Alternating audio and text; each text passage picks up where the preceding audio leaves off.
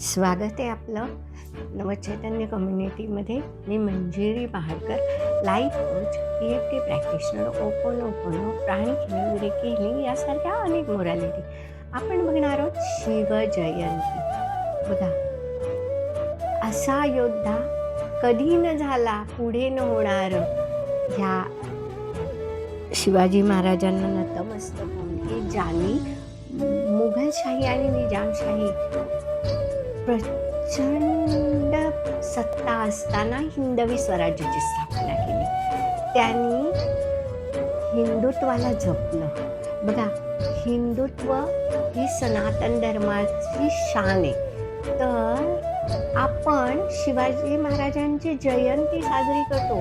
त्यांची सगळी माहिती आपण शाळेत शिकलोय, सगळ्या कथा आपल्याला माहिती आहेत. पण आपण त्यातून काय घेतलं?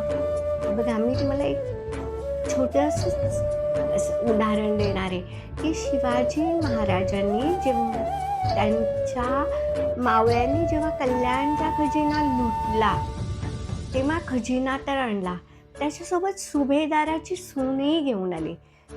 शिवाजी महाराजांनी विचारलं की काय काय आणलं खजिन्यामधलं. तेव्हा त्यांनी ते आणलेला खजिना दाखवला आणि त्या सुभेदाराच्या सुनेला पुढे उभं केलं.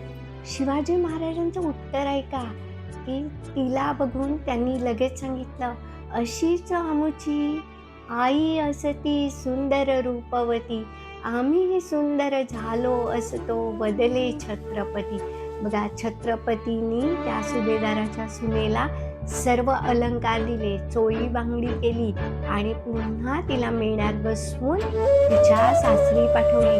बघा, हे स्त्री दाक्षिणत्व किंवा समाजात जी अधोगती होते ती का होते, तर आपल्यामध्ये हा जो गुण होता हा कमी झालाय. तर खरोखर जर आपल्याला शिवजयंती साजरी करायची असेल तर आपण हिंदुत्वाला प्राधान्य देऊन आपल्या ज्या संस्कृती आहेत त्या जतन केल्या पाहिजेत आणि सर्वांप्रती प्रेम झालं पाहिजे. धन्यवाद.